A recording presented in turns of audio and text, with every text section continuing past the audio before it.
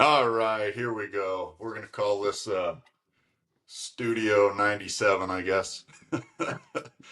But yeah, it's here's take two on this. Obviously, we don't really know what we're doing We're in this trying, world, man. so yeah, it's Yeah. just trial and error right now. So we want to make sure we're getting it out there. In the past, you and we talk pretty much every single day, and we have these conversations all the time, and a lot of times we we've been like, well, why don't we record these? Like, we have such a vast knowledge of information, it doesn't make sense, to kind of let it go by the wayside. And um, we have a lot of subjects we can cover, a lot of things that we can do, whether it's baseball, training, recovery, business stuff, whatever it is. I think it's good to just kind of record it, put it out there, and hopefully some people can learn and we get to tell our stories. Our athletes get to know where we're coming from, why we're doing what we're doing, why we want to help them get better. Um, and I think, we tried this the last time, just starting out with our stories. And uh, I'll just kind of hand it over to you. You can kind of let me know what your bringing up was in like baseball, what your story is, how you went from junior college, to a D1 to pro ball, and just kind of that experience along the way. Yeah, I think it's one of the things I like to talk to parents and athletes here about just because I'm from the area, went to South High, ended up kind of getting overlooked through high school in the recruiting process. It's a lot different than it is now with all the perfect game and NCSA and all these other options with Twitter where you can be super visible from anywhere. But I was a two sport athlete, played football, played baseball, really just did it because I loved it. Didn't really have a lot of high level coaching or mentors. It's just really my dad, a few key people, my high school coaches. And through that process, I was really just not sure where it was going to go. I knew I wanted to play at the next level. I wanted to play in college, wanted to play in pro ball at some point. I mean, at least had that, you know, little kid's dream like everyone else, like playing in the big leagues. And through high school, I think I did pretty well. I was like I said, two sport athlete, all conference, all area, quarterback and catcher primarily in baseball. When it got to my senior year, it was obvious that the physicality side of things were at the highest visibility for coaches that were making those decisions to see if you can get to the next level. I thought defensively as a baseball player, I was pretty good. I thought I was able to do a lot of things that really were the fundamentals of the game: blocking, receiving, throwing, holding the runners, running the defense, and understanding pitching staff. So when I didn't get the option to really go play at a high level school, and that didn't fit with my academic side, that I thought would have been a UC or a private school like a USC or something like that. I went JC, so I went to LA Harbor College, and it wasn't even really my first choice. It was one of those situations where I didn't know anything about any of the junior colleges. It was really just convenience. It was close. Some of the coaches had talked to me before, so it seemed like they wanted me to be there. And through that process, I started to realize like it was really difficult to be seen if you didn't have some level of tool that can help get you to the next level. So it was my first year at Harbor that I really started hitting the weight room hard. Really started to understand like, hey, the routine of what you do is so important. I had a good buddy of mine, Jeff, who was playing football at Harbor, and we would go do extra late night workouts, 24-hour fitness, doing stuff at a park, just playing catch, running routes, and I'd throw to him still since I was a quarterback in football. And it was that time that I think really helped us with our windows of adaptation to gain some physical edge just within our competition at that level. And then when UCLA came on board, it was a real big eye opener. It was everything that I didn't know. You don't know what you don't know. And it was everything that I really wanted to, I guess, be better at, but didn't have a plan. And so I think, when I talk to parents about my past and my experience, really it resonates tightly with what we do here, with everything I wish I had at that age, through high school, through college, and even, meeting you and playing in the minor leagues and playing professionally for 9 years. It was always hard to know if I was doing the right things and not just making effort. So the data was a game changer. The objective evaluation of the routines and actually having performance goals that mattered and not just get bigger, get stronger. It was getting strong in the right ways, having it apply to my throwing and my mechanics and my efficiency and my ability to stay healthy throughout the years. Um, I think that's where I get super passionate about telling people about my path because it was so different from yours, but also it resonates so tightly with the guys here that think, oh, well, they have no choice or they have no chance because they maybe haven't signed by August of their junior year or they don't have D1 options yet. So a big thing for me has really been just telling people that if they can control what are in their controllable focus, like their attitude, their concentration, their effort, they can really reach a high level if they have a good plan. They have people that can hold them accountable. And the biggest thing is just making sure that you're constantly staying consistent with it. Yeah, for sure. I think that is just a huge strength of ours in our program is because we had a similar path up until, that point where I wasn't really heavily recruited out of high school. A couple offers here and there, but nothing great. I ended up doing like a Legion All-Star thing, and I went pretty far in it. And I had one of the guys from like the scouting bureau. He's like, "Hey, you're not committed to a college yet, but I have this junior college I think you should go to. I think you're really close to, being drafted or signing professionally. And if that's your goal, I feel like you should go the junior college route because you can get drafted after your freshman year. You don't have to wait, 3 years to get drafted out of 4 year." So I was just like, yeah, sure, I'll go there. Went to a junior college, did get drafted my freshman year, didn't sign. And I'll come back to why later because that's another experience that we've had athletes go through. But and went there for 2 years, didn't get drafted my sophomore year, and transferred to a D1. Went to Duquesne, got drafted out of there through the minor leagues. Was able to have a long professional career and a long career in the big leagues.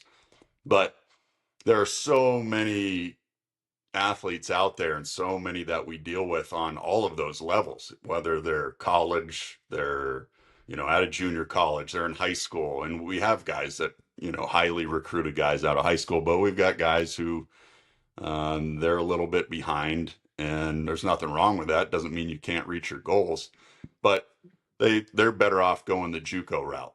And we've just got such a wide variety of athletes. And I mean, we've even had kids where I kind of I went through this. I had a child at 19 years old, so I was in junior college. We've had kids that this has happened to, and it's nice to be able to sit there and go, "Hey, listen, like I've been through this. I can relate to what you're going through." And, with both of our stories, they're just spread out everywhere. And we've just had so many experiences that usually we've gone through what you're going through, whether it's success at a certain level, it's failure at a certain level. We just have that experience. And, it just really is a strength of the program and being able to relate to your athletes. And I see this all the time. And you and I have talked about this, and it cracks me up a little bit sometimes where you've got somebody on Instagram, they're training guys or whatever, and they're like, "Well, if you want to pitch in front of like 30,000 people, you've got to be able to do this and you've got to." You're like, "Dude, you've never thrown in front of 300 people, let alone 30,000. Like, what do you know about Exactly. pitching in front of 30,000 people? I would Yeah. never act like I know something where, well, I mean, I act like I know a lot, but I would never act like, you know, if I if I was a CPA or something, like I'm not a CPA, but I would never tell somebody like, "Hey, this is what you got to do with your taxes." I don't know. So to be able to sit Yeah. there and just act like you do is pretty funny. Um, and that's another Yeah. Yeah. There's a reason, lot of, you know. No, go ahead. Go ahead. go ahead, dude. No, I'm I was just just, saying yeah, there's, I mean, there's a lot of those. I think we're on delay, so we keep cutting each other. Go ahead, dude. yeah, go ahead. Go ahead. We're still learning. All right. All right, me. Okay. So I lost my train of thought, but it was basically, I was just agreeing with you. There's so many experts on social media, and some of them have phenomenal advice. Some of them I would listen to, some of them have been at a high level, but I think there's just such an abundance of information that it gets really convoluted and so many people don't know how to navigate through it, so it gets confusing. So they go with like the most visible things, which aren't always and typically are usually not the best advice. It is just kind of common regurgitated knowledge, and it's kind of just gone down the line of something that might have been good 5, 10, 15, 20 years ago, and in reality there's really not a ton of value to it. But I wanted to touch on something that you brought up with about how you got drafted at a JC, and your upcoming and your upbringing in a small town. Like, there's been so many people that have said like it's so hard to get visible, so hard to get eyes on you. And one of the cool stories that I always was inspired by was how you got drafted out of a town of what, 900 people, 1,000 people, and we're here in one of the most like visible, most abundant places for opportunity in Southern California. And so that's such a blessing where guys can get seen on a Tuesday night at a high school game by several pro or college scouts. But also sometimes it does take away from the the athlete's confidence because they think, oh well, three guys on my team are already committed, so I just must not be that good. I must not be that good. But they think, well, I must just give up, or oh, I don't really have an opportunity or chance. When really, if they would just kind of understand, if they focus on themselves, they focus on their development, their path doesn't have to look the same, but they can still make it to the big leagues or make it D1 or have a fulfilling career in baseball because they've really focused on their development. But yeah, your story about being drafted kind of makes me laugh when people, even like from El Paso, like, oh, we're just too small of a city. People don't see us. Even here, too small of a school. No one comes to our games. And it's like, well, that's kind of not true. It hasn't been true for a long time. Yeah, this is just the day and age too, where that just isn't true ever because it doesn't matter where you're from, especially now because you have so much access to social media and data and things like that. Like I mean, you even look at like, say, like our pro day where not every scout was for every organization was there, but I guarantee every organization saw the data from, you know, from the pro day on the TrackMan. So you never know who's watching you. You never know just because they don't show up with their, like when I was a kid, they showed up with their polos with the team on there and they had Yeah. their big radar gun suitcases and things like that. Butts Uh, and seats. that Yeah. that doesn't really happen anymore. And obviously, if you're at like a showcase or a tournament and there's a bunch of scouts there, you know who they are. But yeah, I mean, I grew up, I think when I was growing up in Kersey, we had like 800 people. And then I think it Wow. went up to 1,000. I think we're back down to 800 now. But, um, I played at a small junior college and, I had scouts come there and watch me. And obviously they saw something. As a freshman, I didn't throw a ton, but I threw enough to where, they wanted to draft me. And then after I got drafted, they were coming. I played at this Fed ball team. It was like basically an adult league in the summer, and it was in Bear Run, which is outside of Punxsutawney. Just this town is super small. And my roommates, I had two roommates at the time, Bob Spangler and Tim Pitsley. those two actually, we were roommates in junior college, but they actually got drafted as well, and they're from like Du Bois, Pennsylvania, which is just down the road. But um, we decided like, hey, we're gonna play on this Fed ball team, and they're terrible. We're like, which team is the worst team in the league? And they're like, oh, it's Bear Run. It's like, all right, let's all three of us play there and make them good. So we went to this Fed ball, team, and the scout that drafted me from the Texas Rangers, he would like drive to watch me play on this field. I mean, this field was terrible. Um, and infield was terrible. It was just not a good place to play. But we had a great time, and he would come up and just scout me there. I wanted to sign, but like I said earlier, had a child at 19 years old, so I was like, well, I don't know if they're gonna give me enough money to be able to, afford that to go live. I had to get a job in the off season. Um, which is another whole another subject. We've talked about that too, where some of these guys are like, oh, I got to do this, I have to do that, I have to work, I can't train. I'm like, I had a kid, had a job where I worked 12 hours a day, 7 days a week while I was in the minor leagues. Still got my stuff in, and obviously it's different now. It wasn't, uh, there were no places to train like we have now, and I think you touched on that earlier, where I think if we did, we probably, we might have, I might have a Cy Young sitting on the shelf or something. You know, it's just one of those things where we just didn't have Yeah. this stuff.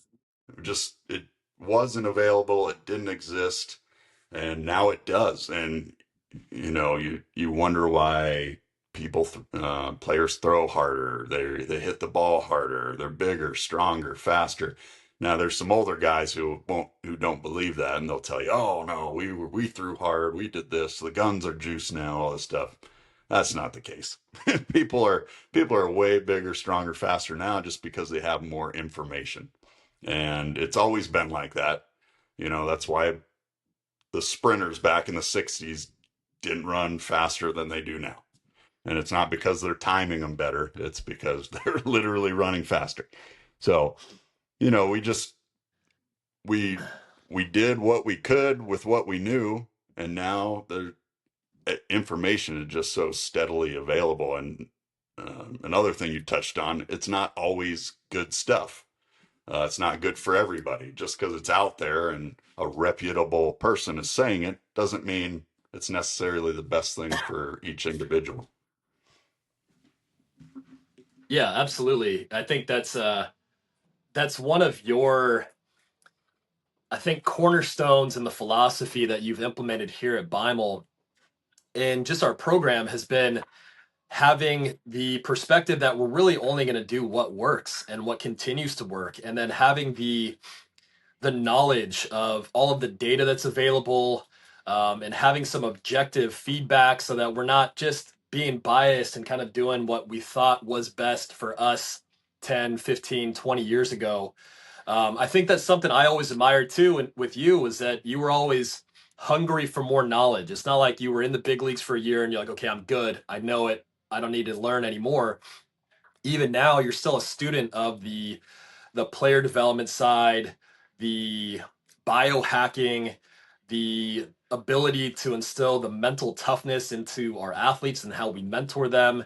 And I don't know where that really began for you, but I mean, even just with how you were saying you were working long shifts in a really hard job and having to come home and throw in your driveway and just you figured it out. I think you had something that switched in your mind where you were just telling yourself and you were telling the universe like, hey, this is what's going to happen, and I am without a doubt going to play at this level. And there was no plan B. And I think that's such a superpower for you that we've tried to mirror into other athletes here, because if they don't believe in themselves, it's really going to be hard for anyone else to. And I think something that you've said for a long time, I mean, even when we were, you know, playing catch at PV High School or running over to Bruce Park over in Manhattan Beach just to get something in for the day. You always said, hey, I'm going to play till I'm 50. And I believed it. I was like, wow, okay, this guy's serious about it. You were doing red light, PEMF. You were doing research on arm care development. I mean, you were one of the first people to adopt the Tom House and Driveline programs into your own routine. And I think that's how this all evolved. And one of the coolest things that I've seen is that's how a lot of our athletes have started to think about themselves too. Is it like, oh, well, I have this, so I have like a superpower in my repertoire, my skill set now that I know I can do this because it's been done and I've seen it done, and there's people around me that can navigate this process for me. But I mean, a lot to unpack there. I just feel like there's so many things that you've done through your career that have been so inspiring for myself, let alone the people that work with us and the athletes around us. I think it's really just hitting the cornerstone of our philosophies in our program. Yeah, I think the big thing for me, coming up was I did want to play as long as possible. I did want to play till I was 50. Didn't make it there. But, I was doing every single thing possible. I always wanted to learn. I never wanted to get stuck of being the guy that was like, well, this is how I did it when I was, 20 years old, because what I realized when you're 20 and then you're 25 and then you're 30, you're 35, you're 40, the stuff that you did at 20 just doesn't work anymore. You can get away with certain things when you're younger, and that's what I did. But I wanted to keep learning. I didn't want to be that guy because I saw so many times where older players were out of the game because they're like, well, I'm not going to adapt. I don't want, this is how I always did it. And, it's just that stuff happened, and I didn't want to be that. I was the weird one, like doing weird things in the clubhouse. Like I was doing a Goscue. My right hip was bugging me at one point, and I had a teammate Yeah. say, "Hey, you should try this Egoscue stuff out." I was like, "Really?" Started doing it. Game changer. Changed my life. Changed the trajectory of my career at that time. In 2009, I signed with the Nationals, and I went into spring training and was throwing like 85 miles an hour, and it was because my right hip was jacked up, and when I'd land on that side, I just had no stabilization. Um, and I started learning about how your hips are rotated, or one hip can be rotated one way, one the other, and different things that you do as a baseball player to keep your hips in a neutral position. Just all these different things. But I wasn't afraid to be that guy, and I got you know, people give me shit about it all the time. When I was in Seattle, I remember a couple of guys, they'd just be like, "Man, you do like every single gimmick, like all this stuff. It's all gimmicks." And I'm just like, "No, this is how I'm taking care of my body." And I said, "This is why I will play longer than you, and I'll be in the big leagues, and you'll be retired by the time I'm still playing, and you're going to be asking me for tickets." And they just laugh, and then it actually happened. So just fun stuff like that. A lot of good stories that we have. But um, even later in my career, I realized in 2015 I had a pretty good year in the big leagues with Seattle. I had about a week and a half, just kind of was hurt trying to pitch through, a nagging shoulder thing that I hurt because I threw too many days in a row. But I end up going on the DL, coming back, finishing the year really well, and just did not think that there was any chance that I wouldn't get signed the next year. And then I'm not getting signed. And the reason being is teams started to put a lot more focus on velocity, on different metrics, and I didn't have that. I just went out there, threw 88 to 91, got some ground balls, got some weak hits, got people out, and I understood it. I needed to throw harder. It didn't make me bitter. I was just like, all right, I got to try something else. I've reinvented myself multiple times throughout my career. This is going to be another one. And, just one of those things where if you're a general manager and you go to the owner and you go, hey, this is how we're going to win a championship. We're going to fill our roster with these type of pitchers, these type of guys, and that's going to give us our best chance, right? You're not going to bring somebody like myself in who doesn't fit that mold, because then if I do well, that makes you look like an idiot. You're not going to be winning with what you said you were going to do. So I realized it, and made the trek up to Driveline. I wasn't signed in April, so went up there to train, learned a lot up there on the training side, and just how to gain velocity. Because as you know, when we were younger, you always hear, oh, you can't teach velocity. You can teach all these different things. One of my big things playing, because I had such a good pickoff move to first base, I would always say when I was younger, well, I can't teach myself how to throw 95, but there's no excuse for me not to have a pickoff move. And that opinion has changed, because then I did teach myself to throw 95 at 44 years old when I came back and played. But, Right. you know, I just wanted to give myself the best chance to continue to play. And, if that meant that I was wrong about different things, or meant I had to change the way I trained, I had to change the way I ate, I had to change, so many different things. If you're willing to do all of that stuff and you're willing to learn, it just makes you, one, you're going to be a better player. But at the end of the day, when we started, Beimel Elite Athletics, that was a huge benefit for me, because I had already done so many different things. And now, instead of our athletes having to learn that, and like trial and error like I did, because there's definitely some things that I did, um, where I was just like, oh, this doesn't work. I wanted it to work, but like, this isn't working. I'm not doing this stuff. And that actually happened with red light therapy. I had read like a bunch of studies saying, oh, well, if you do red light therapy, there was a randomized controlled trial where the people who did red light, they got 50% stronger. Their muscles got 50% bigger. And I was like, 50? Like, that is a huge number. If it was 5 or 10, I'd be like, I'm all in. Well, I start doing red light. I don't see any difference. Like, didn't see anything different. Well, come to realize I was doing it too long. I didn't know there was like a window you had to be in. You can't do it too little or too much. You do it too much, it doesn't Yep. hurt you, but you have to be in that window. The photobiomodulation, big word. Um, but you have to be in that Seen window me or it spell just that. doesn't work. So I did Yep. it. I changed, I got it, and I was like, oh man, I started seeing the results. I started, mixing that with ice baths and things like that. So I wanted to be able to, one, give our athletes that benefit of just going, here, like, do this stuff. It works. And not to say everything works for everybody, but you have a baseline program where if someone does it, they're going to get better. And then as they start to get bigger, as they start to get stronger, they start doing other things. Then you start tweaking other little things. You start working a little bit more mechanically.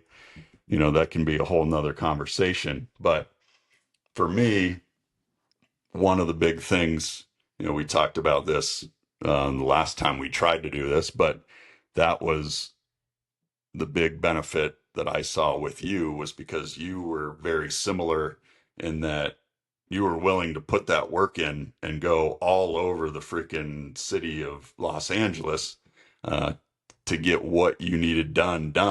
And when I thought of somebody that I wanted to like be in business with and wanted to start a program with, it was like a no-brainer, because you already proven that you're going to do whatever you need to, whatever needs done to further your career.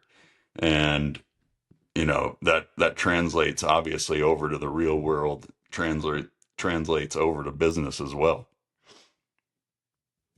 Yeah, I think it's a great point. Thank you for that. I think one of the things that I realized probably too late in my career or just in my playing routine was that more wasn't better. It was better was better. And I was just an effort driven person. So as I started to learn more, I mean, even just about like your routines and the trial and error that you had with programs and things that you've tried, it started to make a lot more sense that I needed to just have a little bit more objective perspective about what was working and not just blindly doing more and more and more. And, um, one thing that someone brought up to me, this is probably when I was like 26 or 27, I'd still go to 24-hour fitness and do extra workouts and I had a pretty good understanding with like a strength background on how to prepare myself and how to build myself in an off season. But then someone asked me, they said, well, how many pro guys are working out with you at 24-hour fitness? I said, none, zero. Maybe once in a while, like I'll get a buddy that I played with before or someone that will go and get a day pass and we'll do one quick little workout together. Someone will do like a pickup basketball game, but started realizing like I need to put myself in better company and not just be, hey, the strongest baseball player in Hermosa Beach at 24-hour fitness. Like that was kind of dubious. It didn't really help me. Every offseason I'd come back kind of feeling great about myself, but not seeing a big change in my opportunities. And that still resonates today with the guys that we train now. Like it has to be just better, not just more effort, not just, oh, I take ground balls at the field and I go to 24-hour fitness and, I do a lesson once a month. And it's often not always the conversation of effort, but it's just the quality of the routine they're doing and having some feedback and people that can guide them through it. So I always say this, I wish I was doing what we teach people, at that point in high school and college and even professionally when I was with Milwaukee. And the long-winded answer that I gave earlier, but basically I grew up here in Torrance, went to South High, played multiple sports, wasn't big enough, strong enough, or visible enough to really get that D1 opportunity I wanted. Graduated with high academics and wanted to have that high level collegiate experience. So decided to go to JC, which ended up being a great fit for me. And I had friends and family that were even like, oh, well, why are you doing that? Like, just go walk on somewhere, go, go to school and stop playing baseball. And every level I went up, it got harder to find people that could not just, I guess, relate to what I was going through, but also give me some guidance, give me some mentorship, help me understand if I'm making the right decisions on my time, if I'm working on the right things, like is my confidence where it needs to be? Because then ended up getting a scholarship to UCLA, which was kind of a dream school. But even when I got there, didn't really have an understanding of how to get to pro ball. And so that's what we really try to work on now is helping these athletes as they're matriculating through that phase. They're going to JC or D1 or just high school to varsity. It's such a dynamic process that needs to have consideration of all the nuance that goes into training, all of the off-field things like nutrition and their mental skills and how they deal with adversity and how they manage failure. But some of the underlying tones that are just non-negotiable are the consistency of what they do. And I think that's one thing that we've really implemented here with our program and something that you've just always been really good at has just been consistency of working on what you really are passionate about, um, and having the mindset that it is going to work out. You're believing that you are going to accomplish all of your goals. So it's something I feel super passionate about now, and I wish I had even a fraction of this knowledge at that point. So that's why I think the urgency of it when I'm speaking to some of these kids or parents is like, hey, you're not behind. Even if you don't have everything working out right now, you could figure it out at 26, 27, 28 years old and still be okay. I mean, Joe Beimel was throwing 95 at 44 years old and pitching in the big league at 38 better than some of the guys that were 28. So I think that's where our stories really can help resonate with a lot of guys. Yeah, and I always say, like, if you can't believe in yourself, nobody else is going to. There are plenty of people that are going to doubt you. Some people are motivated by that. They're motivated by the haters. Oh, my haters! Look at that kind of stuff. That was never me. I've had plenty of people doubt me. I was just motivated by myself because I believed what I wanted to do, and I just believed I was going to do it. And there wasn't really anybody that could, deter me from that. Um, I was very blessed and fortunate to have parents and family that believed in me. And that obviously carries some weight because if you have someone telling you you can do whatever you want, you can do this, you can do that, it's going to be a little more beneficial than you being around somebody every single day that goes, "Oh, you suck, you can't do this. Why don't you give up?" You know, that's got to be tough. So I didn't have that, and that kind of instilled that self confidence in me. But with that being said, I wasn't always.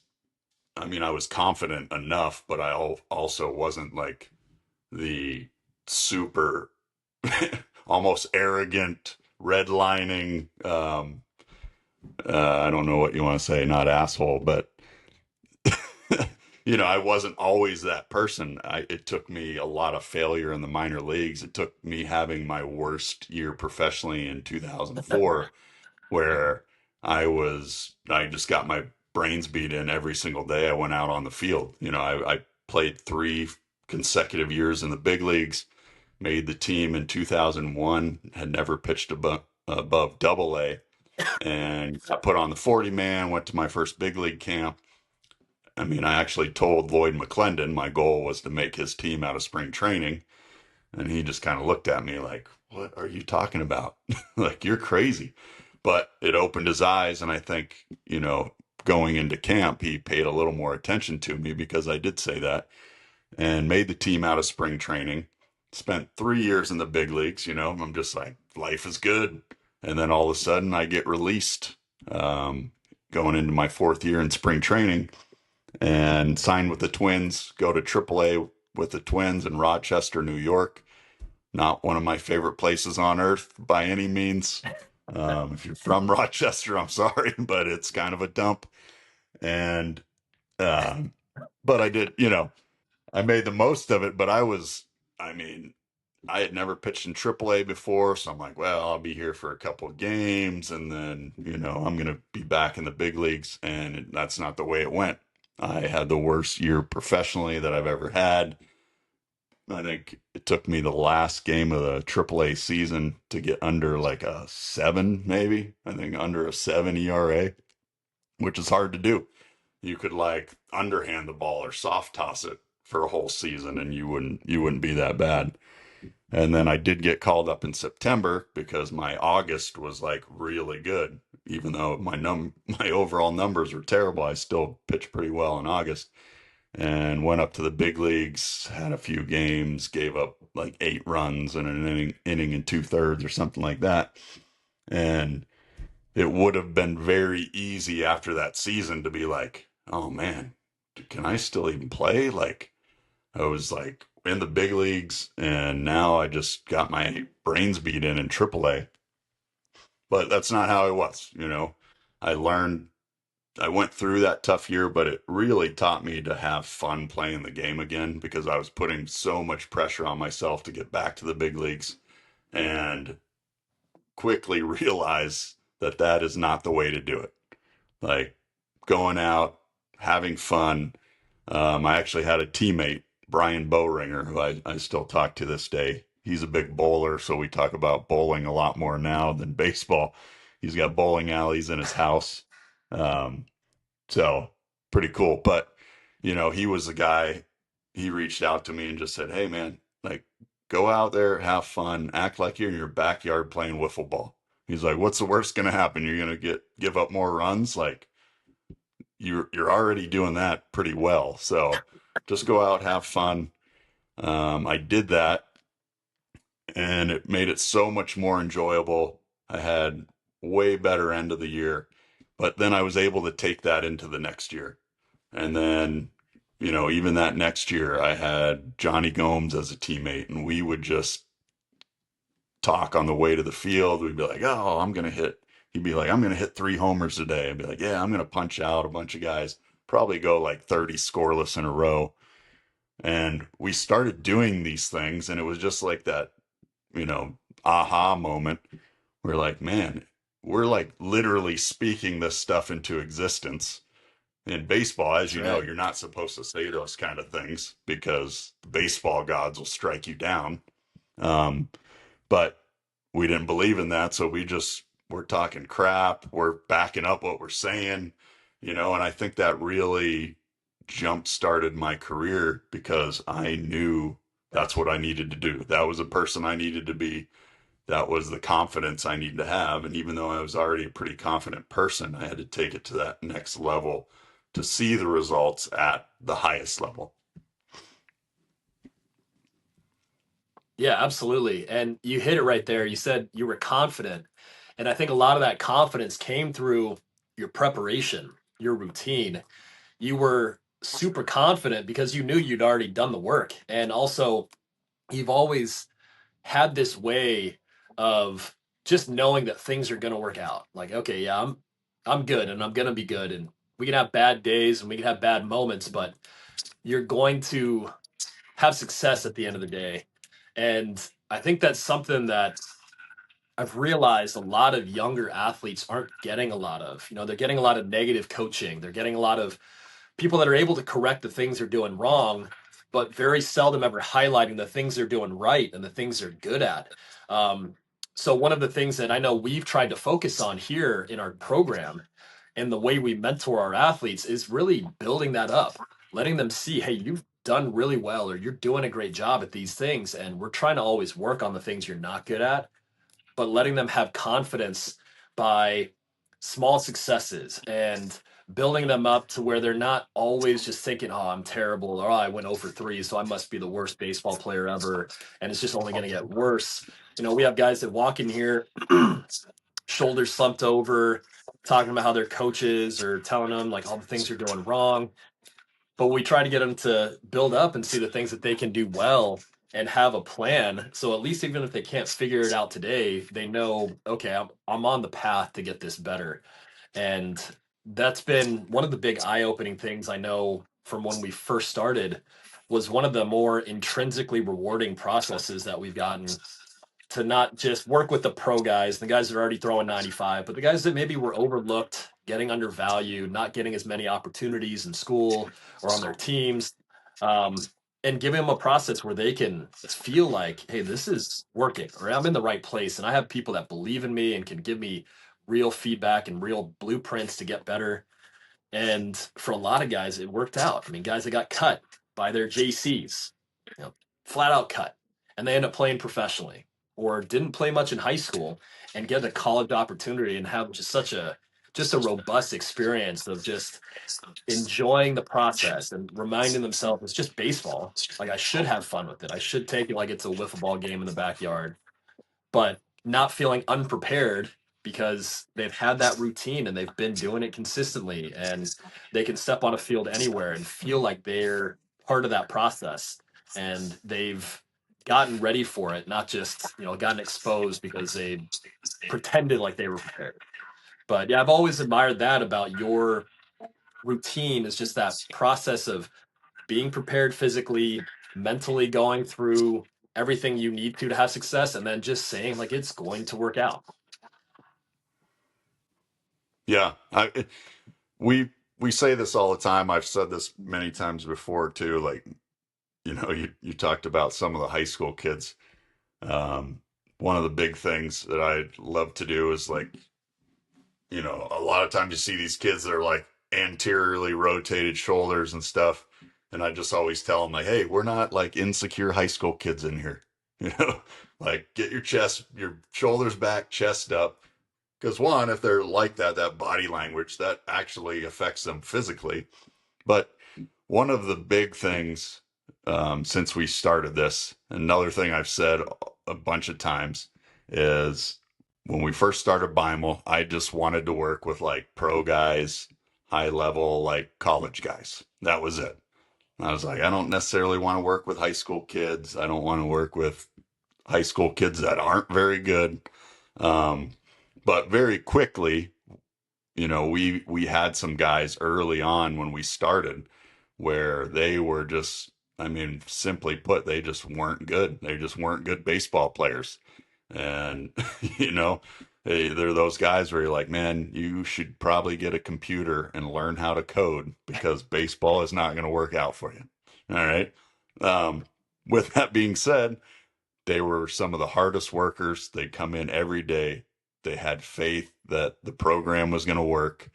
We gave them everything we could, did everything we could to help them. And the next thing you know, you've got this kid who is a freshman and super undersized and can't throw the ball 50 or 55 miles an hour to now getting like a scholarship to play baseball at college. And it was like freaking crazy. To me, I was just like, you've got to be shitting me. It was something I Yeah. never expected. And those things ended up being so much more rewarding when you get somebody who's maybe not the best, um, and they're able, one, to just obviously they have to outwork everybody. And, when they're willing to do that, and I think you can say the same thing if you see somebody who's willing to bust their ass, we will do everything in our power to help them get to wherever they want to go. Um, whether that's high school kid, college kid, pro guy, whatever, you just find yourself rooting for those guys and you find yourself like, hey, I got to do something to help this person out because they deserve it, you know? And it's easy to, somebody's throwing 95, 96, 99, and, you're working with a pro guy and they have great body awareness. You give them like a cue and they're able to, fix it like that. Or, um, somebody who's throwing 95 and has never lifted a weight in their life, and you're just like, geez, like that must be nice. Um, those guys are easy, but the challenge is to take everyone, because of that's kind of been our philosophy, from day one, is after we saw what hard work does, and if you follow the program, what you're able to accomplish, it's like, all right, well, we've got to help all of these guys out. If they have a passion to work, they have a passion for the game, and they constantly want to learn, we can help those guys. And there aren't a whole lot of programs out there that can say that, or that would even accept some of the guys that we've helped over the years.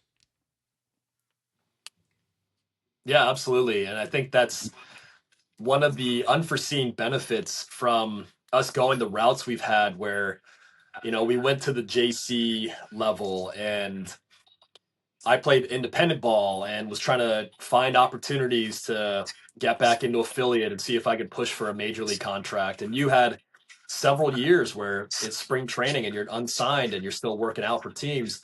Is that we've had that level of resilience to understand if you focus on yourself and the development you need and you can control your controllables, the opportunities will come at the right time if you have the right people helping you as well. And so us being able to try to be a advocate for some of those athletes, mentally prepare them and mentor them through that process, but also vouch for them, like show some of the opportunities that are available at maybe mid-major D1s or D2s or JCs or independent teams that have signed dozens of our guys. I mean, even from that pro day, I think we've had about 9 guys out of the 12 that have thrown so far have gotten picked up. Some of them independent teams, some of them are affiliates, some of them are international.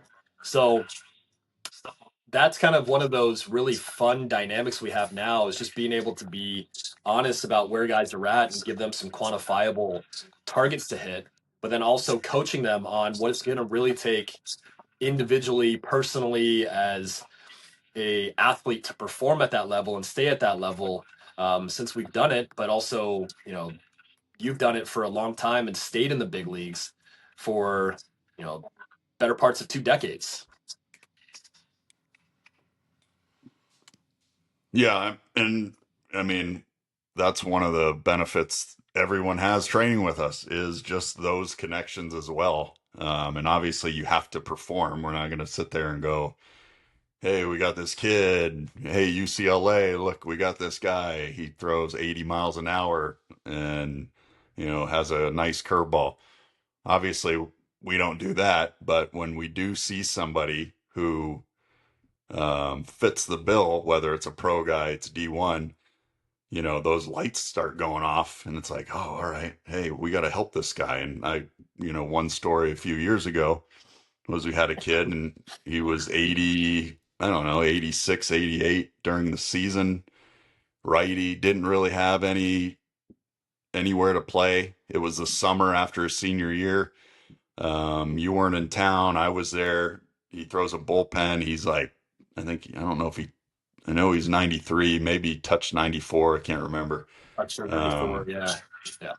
yeah. And I end up texting you like, hey, this dude just hit 94. Like he's thinking about walking on at this junior college. Like we need to start getting a hold of some teams and let them know that this dude's in here. And, you were able to you have like a insane amount of contacts, by the way. So just guys that you've played with collegiately, professionally, all of those things, and contacted a bunch of coaches. I think he went and threw for a team, and then we had like 5 or 6 D1 schools come to the facility, watch him. He hit 95 in front of all those coaches for the first time. And then by, I think, the end of the day, or maybe the day after, he had a D1 scholarship. So, just those Yeah. things. There are so many of those stories. And that's why I'm really happy to start doing this with you. One, we get to kind of connect and talk about all the things. Um, and I don't want to say this like arrogantly, but we have such a vast knowledge of so many things. It's like if you sit down and think about it, or you write down everything, oh, I have a lot, I know a little bit about this. I know a little bit about this. It's like, I know a lot about this. I know a lot about this. And we've learned it Yeah. because that's just what we did. We didn't want to be, what are we, 8 years in right now? Is it 8 years? Yep. Yeah, but 8 years, It's our eighth freaking year. crazy. But we didn't want to be eight Yep. years in and be like, oh, we're still doing the same stuff that, everybody else is doing from the 90s and teaching the same crap that doesn't work anymore. And so, that's it. I think it's going to be fun to do it, but hopefully we can put out like some good information because as we talked about earlier, there's a lot of information, there's a lot of bad, there's a lot of good, and there's a lot of good that's not good for everybody. So, it's just, I think this will be super beneficial.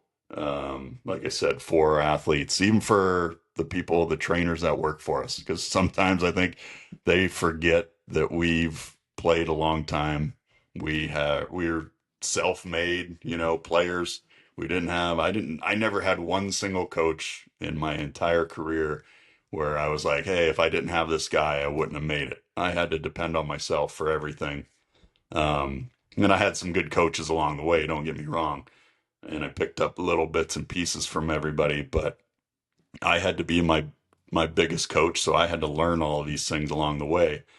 And sometimes you're running a business and you start to get really involved in all of the business side of things, and you forget like, oh, maybe our trainers don't know that. So I think this will be beneficial for everybody, and I'm just pumped to be able to do it with you, man. Yeah, me too, man. Yeah, it's something I wake up every day just really getting excited about pouring back into our people. And I think one of the things that kind of pushed me to really want to do this more on video was having these same conversations over and over and over again, each other, but also with parents. You get that new group of high school parents or parents that are getting their kids out to college for the first time, or athletes that are trying to navigate the pro dynamic if they're not maybe a high first round draft pick. And we've helped mentor so many people through that. So it's been super helpful to maybe kind of start to consolidate some of these conversations where they can understand way more in this process than most people do, that maybe seems like common sense to you and I because we've been doing it for so long.